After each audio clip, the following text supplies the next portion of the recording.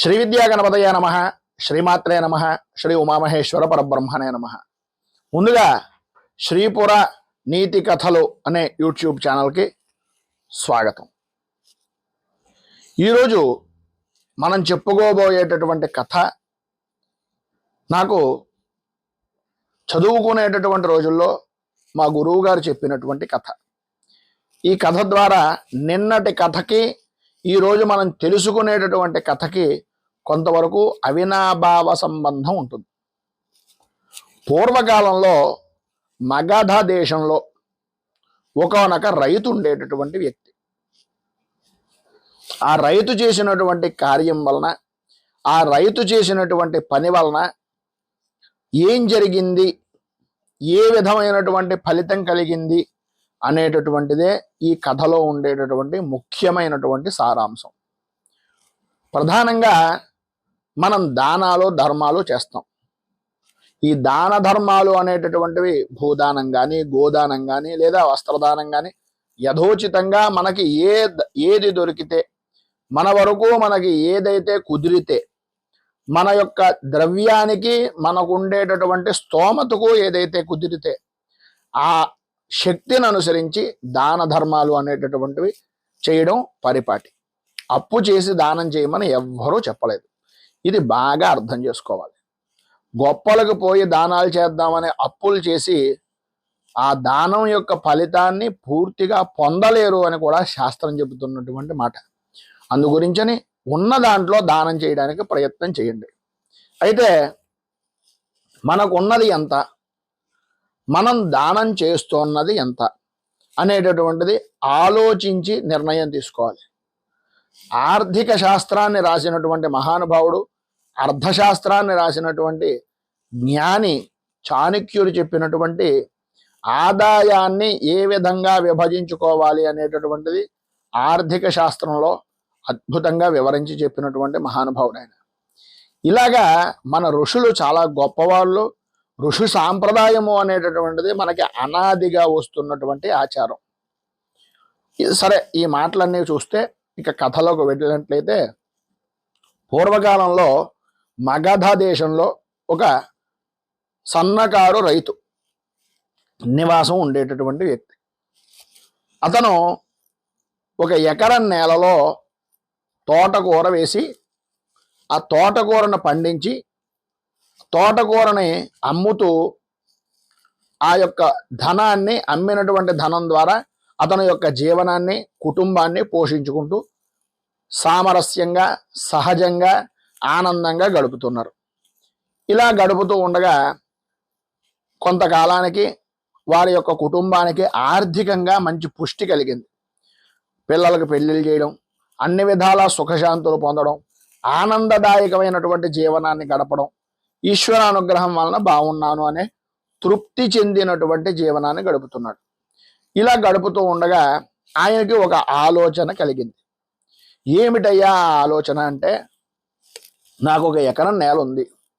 ఈ ఎకరం నేలని నేను జీవన నిమిత్తంగా ఉపయోగించుకుంటున్నాను. ప్రస్తుతం నాకు అంత డబ్బు అవసరం లేదు. కనుక నేనేం చేద్దాం అనుకుంటున్నానంటే, ఈ ఎకరం నేలలో ఉండేటటువంటి తోటకూరలో అరెకరం తోటకూర అనాథలకు, అన్నదానం నిమిత్తంగా బీదలకు, అలాగే అన్నార్తులకు దానం కింద ఇద్దాం. ఈ మిగిలినటువంటి అరెకరం నేలలో ఉండేటటువంటి పంట సాగు ఏదైతే వచ్చిందో దాని ద్వారా నా కుటుంబాన్ని పోషిస్తాను అనే నిర్ణయాన్ని తీసుకుని ధర్మబద్ధంగా చేసేటటువంటి పని కనుక భార్యకు చెప్పాడు.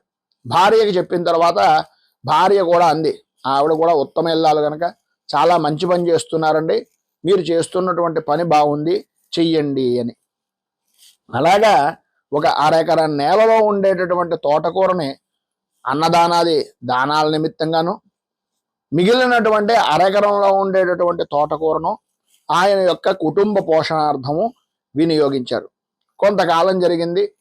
కాలధర్మాన్ని చెందారు.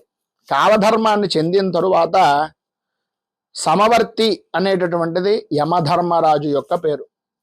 ఈయన చేసినటువంటి ఫలాపేక్షరహితంగా చేసిన దానానికి, శాఖదానానికి సంతృప్తి చెందినటువంటి దేవతలు, ఈయనకి ఉన్నతమైనటువంటి విశేషమైనటువంటి మహత్తరమైనటువంటి కోణార్క దేవాలయానికి సంబంధించినటువంటి పరివాహక ప్రాంతంలో ఒక మహారాజుగా పుట్టించారు. ఈ మహారాజుగా పుట్టినటువంటి ఈయనకు పూర్వజన్మ సుకృతం వలన, పూర్వజన్మ సంప్రాప్తమైనటువంటి దాన ఫలితాల వలన పూర్వజన్మ స్మృతి అనేటటువంటిది ఈయనకు ఉంది. పూర్వజన్మ స్మృతి కొద్దీ నేను తోటకూర ఫలానా సమయంలో దానం చేశాను, ఆ దానం చేసిన దానికి నాకు ఈ విధమైనటువంటి రాజభోగాలు, రాజపరమైనటువంటి గౌరవం దక్కింది. ఈసారి కూడా నేను దానం చేద్దాము తోటకూరని, మరి ఇంకా ఏ విధమైనటువంటి ఫలితం వస్తుందో అనే ఆలోచన ఆయనకి కలిగిందిట. కలిగి ఈయన ఏం చేయడం ప్రారంభించాడయ్యా అంటే, దానం చేస్తున్నంతసేపట్లో వచ్చిన పండితులందరి దగ్గరికి వెళ్ళి ఆ జన్మలో ఎంత, ఈ జన్మలో ఎంత అని అడగడం ప్రారంభించాడు. ఆ జన్మలో అంతా, ఈ జన్మలో ఎంత ఏమిటని అడుగుతున్నారు, నాకేం అర్థం అవటం లేదని పండితులు అనుకున్నారు. పోన్లే, పండితులు సత్కారం ఇస్తున్నారు కదా అని తీసుకుని వారి యొక్క జీవన భృతిని నడిపిస్తున్నారు. ఇలా కొంతకాలం నడుస్తుంటే నా ప్రశ్నకు ఎవరో సమాధానం చెప్పటం లేదు అనే అహంకారం ఆయనలో ప్రారంభించిందిట. ఈ ప్రశ్నకు ఎవరైనా సమాధానం చెప్పగలరా అంటూ దండోర వేయించారు. వేయించేటప్పటికి ఒక విజ్ఞుడైనటువంటి ఋషీశ్వరుడు వచ్చి ఆయన దగ్గర దానాన్ని స్వీకరించడం గురించని స్వయం పాక నిమిత్తంగా వెళ్ళేట. వెళ్ళేటప్పటికీ ఆయన ఏం చేశాడయ్యా అంటే, యథాతథంగా అడిగేటటువంటి ప్రశ్నే కదా, అలాగే అడిగాడు. ఏమని, ఆ జన్మకి ఎంత, ఈ జన్మకి ఎంత అన్నట్ట. వెంటనే ఈయన అన్నారు దివ్య దృష్టితో చూసి, ఆ జన్మకి ఇంత, ఈ జన్మకి ఇంతే అన్నట్ట. ఇదేమిటి స్వామి, ఇప్పటికొచ్చి ఎవ్వరూ కూడా నా ప్రశ్నకు సమాధానం చెప్పలేదు, మీరేమిటి ఇంత మాట అనేశారు అన్నారు. అవునయ్యా, నువ్వు అడిగిన దాంట్లో ఉండేటటువంటి అంతరార్థం ఏమిటి అనేటటువంటిది అవతల వారికి అర్థం కాకపోవచ్చు, కానీ భగవద్ అనుగ్రహం వలన నాకు కూడా కొంత పూర్వజన్మ సంప్రాప్తమయ్యేటటువంటి సంచిత సుకృత దుష్కృతాలను పరిగణనలోకి తీసుకునేటటువంటి దివ్య దృష్టి భగవద్ అనుగ్రహం వలన వచ్చింది. పూర్వజన్మలో నీ దగ్గర ఉన్నటువంటి ధనంలో, నీ దగ్గర ఉన్నటువంటి ద్రవ్యంలో సగభాగాన్ని దానానికి వినియోగించావు. నువ్వు తృప్తిగా ఉంటూ మిగిలినటువంటి సగభాగాన్ని దాన ధర్మాల నిమిత్తంగా, నీ కుటుంబ పోషణ నిమిత్తంగా నువ్వు సానుకూలమైనటువంటి సంతృప్తికరమైనటువంటి స్వధర్మంతో నువ్వు నీ యొక్క ధర్మాన్ని నువ్వు నిర్వర్తించావు. ఆ ధర్మాన్ని నువ్వు నిర్వర్తించడం వలన ఈ జన్మలో నువ్వు మహారాజుగా పుట్టావు.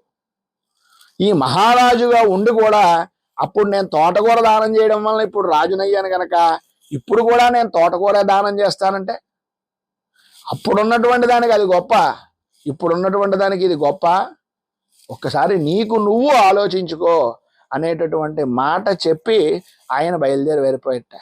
ఆ మాటకి వెంటనే మబ్బు విడిపోయింది మహారాజు గారికి. అవును కదా, అప్పట్లో ఉండేటటువంటి ధనానికి నేను చేసినటువంటి దానం గొప్పది, ఇప్పుడు ఉన్నటువంటి దానికి ఇప్పుడు ఎంత ఉన్నా సరే, ఆ తోటకూర దానం ఇచ్చాడు మా తాత, లేకపోతే మా తాతగారు రూపాయి పావలా ఇచ్చారు, మా తాతగారు ₹1 ఇచ్చారు, మా పెళ్ళికి ఎంతే ఇచ్చారు, వాళ్ళ పెళ్ళికి ఎంత ఇవ్వాలా, ఇలా తర్జన భర్జనలు పడుతున్నటువంటి పరిస్థితుల్లో ప్రస్తుత పురోహిత వ్యవస్థలో ఉండే జనాలకి చెప్పేటటువంటి దాతలు చెబుతున్నటువంటి మాటలు ఈ కథకు వర్తిస్తాయి అనేటటువంటి ఉద్దేశంతో ఒకసారి మీకు మీరుగా విజ్ఞతతో ఆలోచించి, మనం చేసేటటువంటి దానం వలన, మనం చేస్తున్నటువంటి ధర్మం వలన ఒక కుటుంబం పోషణార్థం నిలబడుతోంది, దాన్ని ఏ విధంగా మనం సద్వినియోగం చెయ్యాలి అనేటటువంటి పద్ధతిగా దానం గనక చేసినట్లయితే ఆ దానం ఎంతో విశేషమైనటువంటి ఫలితాన్ని ఇస్తుంది. మా పిఠాపురానికి దగ్గరలోనే ఒక గ్రామం ఉంది. ఆ గ్రామంలో బియ్యానికి సంబంధించినటువంటి వర్తకులు వాళ్ళు. నిజంగా వాళ్ళ పేర్లు మనం అంటే అనుమతి లేదు కనుక చెప్పట్లేదు, కానీ వారికి ఉన్న దాంట్లో 10 మందికి ఉపయోగపడాలి అనే ఉద్దేశంతో ఆ బియ్యం వ్యాపారం చేసేటటువంటి దాంట్లో బ్రాహ్మణులకు అవ్వచ్చు, వివాహాలకు సంబంధించినటువంటి అన్నవరం దేవస్థానంలో వివాహాలకు ఉచితంగా కళ్యాణ మండపాన్ని కట్టించినటువంటి మహానుభావులు, మహాదాతలు వాళ్ళు. అలాంటి గొప్ప గొప్ప దానాలు అనేటటువంటివి చేస్తున్నటువంటి మహానుభావులు ఎందరో ఉన్నారు. ఉదాహరణకి మనకి టాటా అధినేతను చూసుకోండి. ఆయనకున్నదంతా కూడా దేశం గురించి ఇచ్చేస్తున్నారు. నిజంగా సంపాదించుకోవాలంటే ఎందుకు సంపాదించుకోలేరంటారు? ఇలా అనేక మంది గుప్త దాతలు ఉన్నారు. వాళ్ళకలా మనం లక్షలు కోట్లు సంపాదించేసి దానం అప్పుడే చేద్దామని అనుకోక్కర్లేదు. మన చేతిలో ఉన్నటువంటి దాంట్లో చెంబుడు నీళ్లు ఉన్నాయి, ఒక గుక్కిడి నీళ్లు పక్కపడకపోయండి. ప్రస్తుతం ఎండలు బాగా మండిపోతున్నాయి, పక్షులకు నీళ్లు పెట్టండి. అలాగే మూగజీవులకు కావలసినటువంటి నీళ్లు కనీసం మట్టి కొండతో పెట్టడానికి ప్రయత్నం చేయండి. అది కూడా దానమే, అది కూడా ధర్మమే, అది కూడా మన భూతదయే.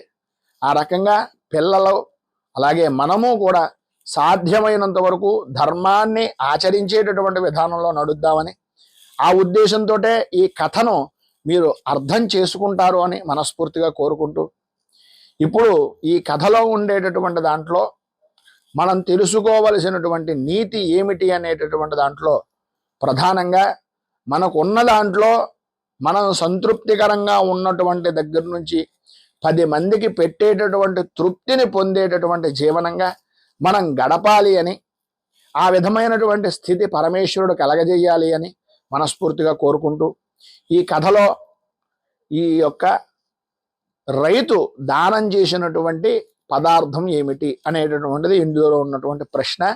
దాన్ని బట్టి మీరు కామెంట్ రూపకంగా తెలియజేయండి. అలాగే ఈ యొక్క వీడియోలు మీకు నచ్చినట్లయితే లైక్ చేయండి. 10 మందికి ఉపయోగపడుతుంది అనే అభిప్రాయం కనుక కలిగినట్లయితే సోషల్ మీడియా ద్వారా షేర్ చేయడానికి ప్రయత్నం చేయండి. అలాగే ఈ ఛానల్ని మొదటిసారి కనుక చూస్తున్నట్లయితే ఛానల్ని సబ్స్క్రైబ్ చేసుకుని పక్కనే ఉండేటటువంటి గంట సింబల్ని యాక్టివేట్ చేయడం ద్వారా నోటిఫికేషన్లు అనేటటువంటివి పొందుతారు అని తెలియజేస్తూ, రేపటి కథలో దానం ఎవరికి చెయ్యాలి ఎవరికి చెయ్యకూడదు అనేటటువంటి విషయాన్ని తెలుసుకునే ప్రయత్నం చేద్దామని తెలియజేస్తూ, స్వస్తి ప్రజాభ్యః పరిపాలయంతాం న్యాయేన మార్గేణ మహీమహీషాః గోబ్రాహ్మణేభ్యః శుభమస్తు నిత్యం. లోకాः సమస్తాः సుఖినో భవంతు, సర్వే జనాः సుఖినో భవంతు. స్వస్తి.